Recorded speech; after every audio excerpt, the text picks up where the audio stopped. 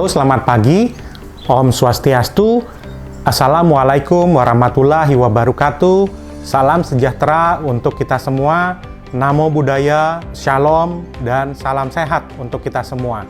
Saya Imade Bayu Pramana, dosen pada program studi fotografi Fakultas Seni Rupa dan Desain Institut Seni Indonesia Denpasar. Spesialisasi saya adalah mengajar di bidang teknik dasar fotografi. Pada kesempatan hari ini, saya akan menjelaskan teknik pengajaran saya dengan metode DIA.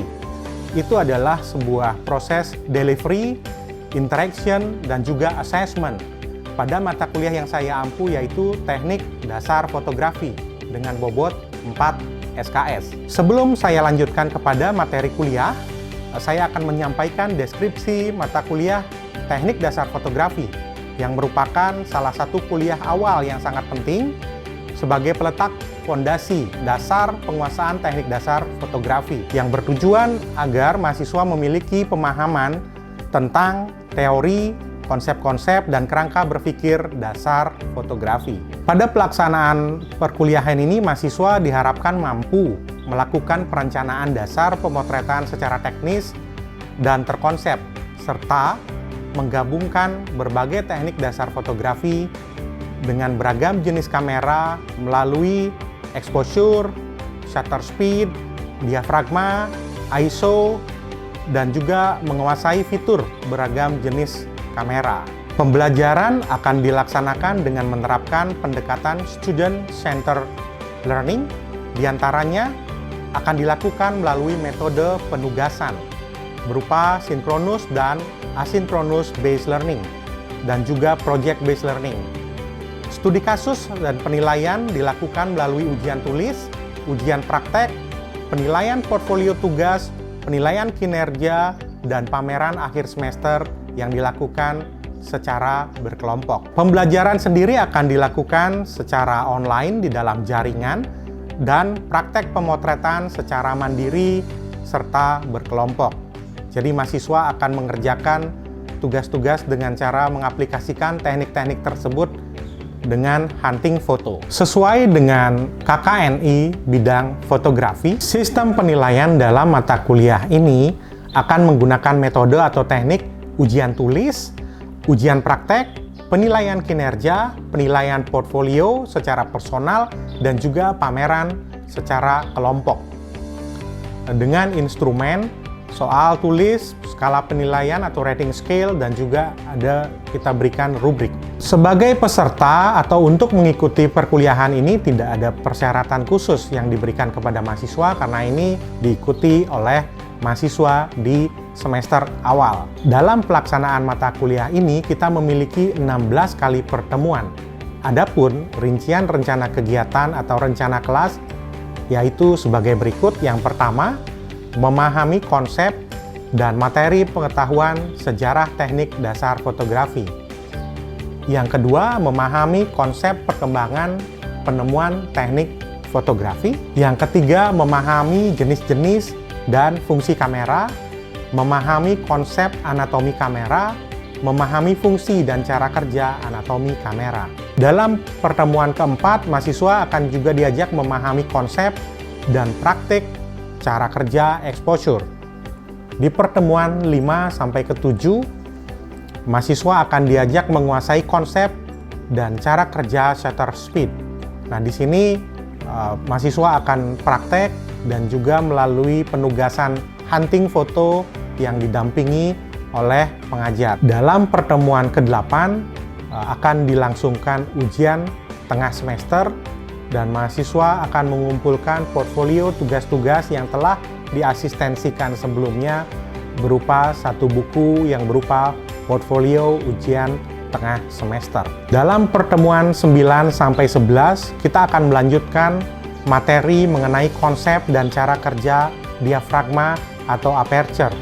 Jadi di sini mahasiswa akan mempelajari ketajaman ruang atau depth of field, angka diafragma, fungsi diafragma, fokus, depth luas, depth sempit, dan juga selective focus. Di pertemuan ke-12 sampai ke-13, mahasiswa akan mempelajari konsep dan praktek cara kerja ISO, yaitu berupa kepekaan cahaya, ISO, fungsi dan efek ISO, ISO rendah, ISO tinggi, high key, dan teknik low key.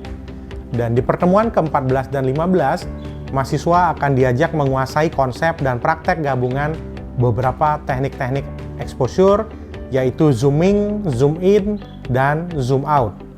Dan di akhir pertemuan, pada pertemuan ke-16 akan dilangsungkan ujian akhir semester. Jadi mahasiswa nanti akan mengumpulkan satu portfolio karya seni dari keseluruhan tugasnya yang diberikan selama satu semester, yang dilampirkan dengan kartu asistensi yang telah ditandatangani atau disetujui oleh dosen. Selain itu, mahasiswa juga akan diajak atau ditugaskan melakukan pameran kelas yang akan menampilkan perwakilan atau salah satu karya dari masing-masing mahasiswa ke dalam sebuah pameran, sehingga mereka mendapatkan experience atau pengalaman baru dalam berpameran fotografi. Untuk penilaian bobot mata kuliah, ada beberapa komponen yang akan dinilai. Yang pertama adalah tugas paper yang berbobot 10%. Jadi mahasiswa akan mengerjakan beberapa penugasan mengenai paper dengan tema teknik dasar fotografi. Yang kedua adalah foto. Jadi ada 12 tematik foto yang akan mereka kerjakan, itu bernilai tema 1 sampai ke 3 adalah 10%, tema 4 sampai 12 15%. Kemudian tugas pameran kelompok 15%, UTS berbobot 20%, dan juga ujian akhir semester berbobot 30%. Selain bobot-bobot dan penugasan, sebelum mata kuliah dimulai, kami juga akan menyepakati kontrak kuliah dengan mahasiswa, baik mengenai kehadiran dalam perkuliahan, pelaksanaan tugas-tugas, dan juga partisipasi-partisipasi dalam kegiatan belajar mengajar. Hari ini kita akan melanjutkan materi kita mengenai teknik dasar fotografi. Seperti yang sudah kita jelaskan sebelumnya di RPS dan sebaran mata kuliah. Baik, selamat pagi adik-adik mahasiswa. Hari ini kita akan melanjutkan materi kita dalam mata kuliah teknik dasar fotografi. Materi kita hari ini adalah mengenai exposure dan ketajaman ruang. Nah, hari ini saya akan melanjutkan materi kita ke hal pertama, yaitu aperture atau diafragma ya. Nah, aperture atau diafragma ini merupakan elemen yang ada di dalam lensa. Jadi poin-poin ini bisa kita atur di lensa. Aperture atau diafragma akan mengakibatkan pengaturan ketajaman ruang atau depth of field. Nah, di sini kita akan bisa mengatur depth of field sempit dan juga depth of field luas. Nah, serta pemanfaatan lebih detail dari depth of field sempit akan kita manfaatkan dalam teknik selective focus ya. Apa sih itu depth of field? Nah, ini yang harus kita pahami dulu sebelum memanfaatkannya. Jadi, aperture ini merupakan gambar yang terekam dengan fokus tajam. Dia dinamakan depth of field atau bidang tajam gambar. Jadi depth of field ini menyesuaikan ukuran aperture lensa yang akan mempengaruhi jumlah kecukupan cahaya yang melewati lensa untuk mencahayai sensor gambar. Jadi jika kita memilih aperture bukaan besar atau angkanya kecil, gambar akan menjadi blur di bagian-bagian tertentu. Sedangkan sebaliknya, jika memilih aperture yang bukaan kecil atau angkanya besar, seluruh area gambar akan menjadi tajam. Seperti apa cara kerjanya? Nah, ini adalah bagaimana diafragma berfungsi dan bekerja. Jadi di lensa kita akan menemukan angka-angka yang disebut dengan satuan diafragma. Jadi dari 1,4, 2, 2,8, 4, 5,6, 8, 11, sampai 16. Nah, semakin kecil angka diafragma, bukaan lensa atau bukaan diafragma akan semakin besar. Sebaliknya, semakin besar angkanya, bukaan diafragma akan semakin kecil. Nah, ini juga ada efek-efek tertentu, ada konsekuensi tertentu pada saat kita melakukan pengaturan dengan angka-angka ini. Ini adalah di angka-angka tadi, jadi bagaimana besaran bukaan diafragma yang akan muncul dan seperti apa efeknya. Nah, jadi tadi saya sudah sampaikan bahwa di angka yang kecil bukaan diafragma akan makin besar. Sedangkan di angka yang besar atau f-stop besar bukaannya akan kecil, tetapi dia akan menampilkan efek tertentu. Adik-adik bisa lihat di gambar yang paling kanan ya. Jadi pada saat diafragma bukaan besar atau angkanya kecil, depth of field-nya akan menjadi terbatas. Jadi hanya titik fokus atau di mana kita setting titik fokusnya hanya bagian itu yang tajam. Background atau foreground akan menjadi blur atau tidak tajam. Jadi seperti ini. Dan semakin kita naikkan f-stop-nya, gambar akan menjadi semakin tajam, lebih tajam, dan juga pada saat pemanfaatan diafragma di bukaan kecil, dia akan menjadi tajam seluruhnya. Jadi dari foreground, middle ground, sampai background akan menjadi tajam. Nah, tentu saja dari sisi exposure, bukaan diafragma yang besar ini akan membuat lebih banyak cahaya yang masuk. Sedangkan pada bukaan angka kecil akan lebih sedikit cahaya yang masuk. Nah, disinilah kita nanti akan membutuhkan pengaturan shutter speed. Tetapi kerangka kerja kita awal harus berpikir pada kita mau bikin tajam atau mau bikin blur ya. Jadi ketajaman ini harus menjadi sebuah habit bagi kita sebelum mulai pemotretan, mau bikin fotonya blur di bagian tertentu atau mau bikin fotonya tajam semua. Nah, jadi ini adalah sebuah bagan yang saya tambahkan. Jadi ini adalah f1,4 atau angkanya kecil. Ini disebut dengan bukaan besar atau very large aperture. Efeknya adalah very small depth of field. Jadi depth of field-nya sangat sempit dan almost nothing in focus. Jadi hampir sangat banyak bagian-bagian yang tidak fokus. Hanya bagian yang tertentu yang kita jadikan titik fokus yang fokus. Kemudian diafragmanya dikecilkan di 2,8. Dia large aperture, small depth of field. Jadi makin sedikit lebih tajam dibanding sebelumnya. 5,6 ini adalah medium aperture, jadi ketajamannya tengah-tengah. Dia tidak terlalu tajam tapi tidak blur juga.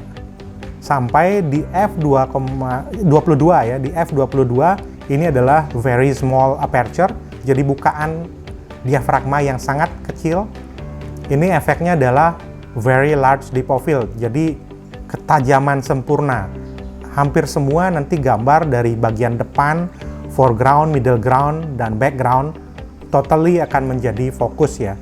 Fokus di semua titik. Ya, mudah-mudahan ini bisa dipahami. Nanti kita akan aplikasikan pada saat hunting bareng ya. Ada satu contoh lagi tentang penjelasan diagram tadi. Jadi diingat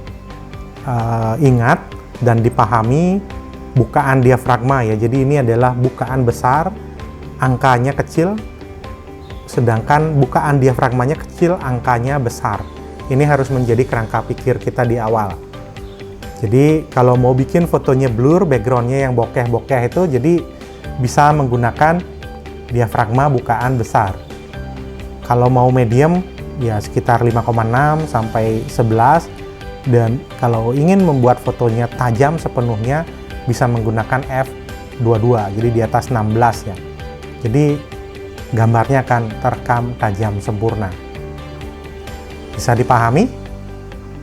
Sebelum saya lanjutkan, mungkin ada pertanyaan, saya persilahkan. Kita bisa diskusi dulu. Nah, ini ada perbandingan. Ya, silakan. Silakan nama, NIM, dan pertanyaannya. Nama saya Inyoman Sudarmiko 2019 08 Oke, baik. Silakan pertanyaannya, Sudarmike. Saya mau nanya, efek-efek dari angka bukaan diafragma itu kayak gimana ya Pak? Saya kurang, maksudnya saya kurang mengerti dikit. Oke, ya, baik Sudarmike. Nah, ini pertanyaan bagus. Memang kita harus melakukan diskusi ya pada saat memang belum paham, belum memahami, karena ini adalah teknik dasar, jangan sampai kelewatan. Dan juga fotografi ini merupakan skill ya, skill yang melekat kepada diri kita. Seluruh kerangka berpikir dan kerangka kerja memang harus kita pahami secara baik. Nah, diafragma ini merupakan sebuah basic untuk mengatur ketajaman. Sekali lagi saya jelaskan ya. Jadi diafragma ini untuk mengatur ketajaman, fungsinya adalah membuka dan menutupnya lensa sehingga bisa kita gunakan untuk mengatur intensitas atau banyak dan sedikitnya cahaya yang masuk ke kamera. Selain itu, diafragma akan memberikan efek tajam dan juga blur. Jadi untuk mengatur deep of field atau mengatur ruang tajam, ya. Itu yang pertama. Nah, angka-angka diafragma ini jadi dari f 1,0, 1,4, 2,0, 2,8 dan seterusnya sampai di f22 atau ada juga di lensa tertentu yang sampai f32. Jadi ini yang harus dipahami, semakin kecil angka diafragma, bukaan lensa akan semakin besar. Oke. Sebaliknya, semakin kecil angka diafragma, bukaan lensa akan semakin besar. Nah, efeknya semakin besar bukaan lensa, gambar yang dihasilkan akan semakin blur ya. Hanya pada titik tertentu yang fokus, tapi bagian lain background misalnya dia akan blur. Sedangkan di sisi lain pada saat kita gunakan bukaan diafragma kecil atau angkanya besar, seluruh gambar akan terekam tajam. Nah, jadi Sudarmike harus menentukan dulu sebelum mulai memotret mau bikin fotonya tajam atau mau bikin fotonya blur. Kalau mau bikin foto yang misalnya ada efek blur, efek bokeh belakangnya, gunakan diafragma di bukaan besar atau angkanya kecil, sehingga efek yang ditimbulkan di sini adalah blur di bagian-bagian foreground atau background. Sebaliknya kalau Sudarmike misalnya adik-adik bikin membuat foto yang tajam, set diafragma pada angka besar atau bukaan yang paling kecil, sehingga keseluruhan gambar akan terekam tajam. Contohnya, pada gambar ini misalnya, ini adalah sebuah komparasi. Jadi f1,8 hanya pada titik kecil di bunga ini yang fokus, bagian foregroundnya blur, backgroundnya juga blur, dan juga di f2,2 seluruh gambar kelihatan tajam. Jadi kombinasi tersebut yang harus dipahami. Nah, ini juga ada salah satu contoh bagan tentang efek diafragma ya. Nah, ini adalah deep of field sempit atau narrow deep of field. Ini pemanfaatan diafragma bukaan besar. Jadi di sini misalnya ada binatang ini beruang ya. Titik fokusnya hanya pada beruang dengan bukaan besar. Jadi bagian pohon yang di depan ini sebagai foreground, dia akan blur. Kemudian bagian pohon dan latar belakang perbukitan di belakangnya juga akan blur. Sebaliknya, kalau kita ingin tajam semua, gunakan angka diafragma besar atau bukaan kecil dari foreground, objek foto utamanya sebagai middle ground, dan pohon-pohon serta perbukitan di belakang, dia akan menjadi blur juga ya. Nah, kira-kira seperti itu. Apa bisa dipahami? Oke, nanti secara praktek kita akan coba di session hunting ya. Nanti kan langsung kita praktekkan di lapangan. Oke, ada pertanyaan lagi tentang diafragma sebelum saya lanjutkan? Belum ada ya? Baik, saya akan lanjutkan. Nah, tadi tentang diafragma. Nah, sekarang kita akan masuk ke session pra pemotretan ya. sebelum mulai memotret kita harus men-setting kamera kita. Jadi gimana sih caranya memulai pemotretan memanfaatkan fitur diafragma atau aperture? Nah, kalian bisa menggunakan settingan M atau manual di kamera. Jadi dengan settingan manual ini kita akan mengatur aperture dan juga shutter speed, tapi tetap berfokus pada aperture yang kita atur lebih dahulu. Atau di kamera juga ada A atau AV di kamera tertentu. Jadi tergantung merek kamera, brand kamera. Ini disebut dengan aperture priority. Nah, jadi kita hanya mengatur angka diafragmanya, angka aperture-nya, shutter speed-nya, komputer pada kamera yang akan mengatur sendiri secara otomatis. Nah, pada pemotretan dengan memanfaatkan depth of field atau diafragma, kita hanya berprioritas pada diafragma atau fokus pada angka diafragma ya. Kita abaikan dulu shutter speed dan pikirkan juga konsep pemotretan sebelum melakukan proses pemotretan. Jadi sebelum memulai pemotretan kita harus mengobservasi objek, melihat objek. Nah, kita mau bikin fotonya seperti apa? Apakah dia akan blur di depan atau backgroundnya, atau apakah akan tajam seluruh gambar? Jadi itu yang harus kita pikirkan di awal. Nah, jadi dari situ kita akan bisa memapping mau bikin dove luas. Jadi dove luas ini tajam semuanya, dan juga bisa juga membuat dove sempit. Dove sempit ini ada bagian foreground atau background yang blur. Nah, permainan dove sempit yang lebih detail juga kita akan bisa manfaatkan lebih detail sebagai selective focus. Jadi hanya bagian-bagian tertentu pada foto yang fokus. Nah, ini akan menjadi tugas pertama kalian untuk session diafragma ya. Saya lanjutkan. Depth of field luas. Nah, depth of field luas seperti yang kita jelaskan tadi, ini menggunakan diafragma bukaan kecil atau angka diafragmanya di angka misalnya 11, 16, 22 dan seterusnya. Jadi semakin kecil angka diafragma, gambarnya akan semakin tajam ya. Seperti kita bisa lihat, kalian bisa observasi pada gambar. Jadi dari bagian paling depan, foreground, bagian tengah, middle ground hingga background terekam tajam sempurna ya. Jadi efeknya tajam sempurna. Ini juga ketajaman akan muncul pada seluruh bagian gambar, dari bagian paling depan, bagian tengah-tengah dalam titik fokus, dan juga langit yang menjadi backgroundnya. Ini tajam semua ya. Dalam pemotretan landscape juga akan sangat baik kalau kita memanfaatkan teknik dove luas. Jadi seluruh area dalam foto akan terekam sempurna ketajamannya. Jadi dari bagian yang paling dekat dengan fotografer sampai bagian yang paling jauh akan terekam dengan sempurna ketajamannya ya. Jadi ini yang harus dilakukan seperti yang saya sampaikan tadi. Pikirkan dulu setelah melihat subjek foto, mau bikin tajam atau mau bikin blur. Kalau mau bikin tajam seperti foto-foto ini, gunakan angka diafragma bukaan kecil atau angka besar. Oke, saya lanjutkan. Nah, ini juga ketajaman sempurna. Jadi pada bagian depan, tengah, sampai bagian background terekam tajam sempurna.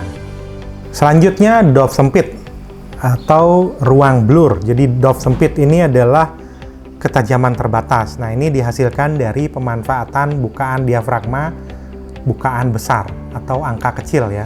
Jadi bukaan besar dia akan menampilkan efek blur, efek bokeh pada foreground atau pada background yang tidak kita fokuskan.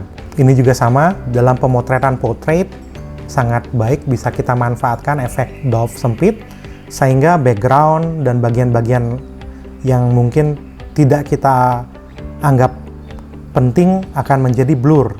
Ini akan mengisolasi subjek foto hanya pada bagian yang kita inginkan. Seperti misalnya pada foto yang sebelah kiri, jadi pada foto portrait hanya detail wajah yang kelihatan tajam sempurna, tetapi pada foreground tidak terlalu kuat fokusnya, dan juga pada background dia efeknya blur. Jadi fokus kita hanya pada point of interest di bagian wajah. Begitu juga dengan gambar yang kanan ya. Semakin ke belakang, semakin blur hingga blur sempurna. Ini juga sama dalam fotografi potret, fotografi human interest, pemanfaatan deep of field sempit akan sangat membantu meningkatkan value estetik dari karya-karya kita ya. Nah, dalam kebutuhan tertentu, kita bisa juga memanfaatkan dov sempit secara lebih detail ya. Kalau tadi di dalam dov sempit kita masih melibatkan banyak elemen, jadi ada background atau foreground yang blur. Kita bisa mengambil sebuah subjek foto dengan lebih detail dengan teknik selective focus. Misalnya, nah pada daun ini kita hanya membutuhkan bagian detail pada titik tertentu saja atau pada bagian kecil saja pada objek, kita bisa menggunakan selective focus. Nah, ini juga menggunakan teknik dov sempit sebetulnya secara teknis atau aperture yang besar, tetapi dia tidak banyak menggunakan elemen lain. Objeknya hanya satu. Misalnya pada daun ini batangnya kelihatan blur, ruas daunnya kelihatan blur, tapi hanya ada satu bagian kecil yang terlihat fokus. Jadi ini disebut dengan teknik selective focus atau fokus terbatas. Ini juga sama, jadi hanya bagian kecil daun ini yang sebelah kanan blur, tajam ya, ini tajam, bagian lainnya ini blur. Nah, ini disebut dengan teknik selective focus atau juga teknik isolasi pada proses pemotretan. Nah, ini yang bisa kita lakukan juga dengan permainan diafragma. Baik, mungkin itu yang saya jelaskan dulu mengenai dov luas, dov sempit, dan juga selective focus. Nanti untuk session praktek akan kita lakukan pada minggu berikutnya. Oke, ya. Kalau tidak ada pertanyaan lagi, saya kira waktu kita sudah habis. Nah, jadi silahkan kalian melakukan proses pemotretan, eksperimen dengan teknik-teknik yang dijelaskan tadi. Jadi dengan mengatur diafragma bukaan besar dan bukaan kecil. Silahkan tugas-tugasnya yaitu tadi dov luas, dov sempit, dan selective focus mulai dikerjakan. Minggu depan kita juga akan lakukan proses hunting bersama. Kita akan tetapkan, nanti kita akan umumkan di WhatsApp group mengenai lokasi hunting dan jam berkumpulnya ya. Nah, kalau sekiranya ada tugas-tugas yang sudah bisa dikerjakan secara mandiri, saya persilahkan untuk mulai melakukan asistensi sehingga beban tugasnya tidak menumpuk nanti dengan tugas-tugas berikutnya ya. Oke, kalau memang tidak ada pertanyaan, saya akan akhiri session kuliah teknik dasar fotografi kita hari ini. Terima kasih atas apresiasi dan partisipasinya hari ini. Sampai jumpa di pertemuan berikutnya. Selamat siang, Om Santi Santi Santi, Om. Terima kasih.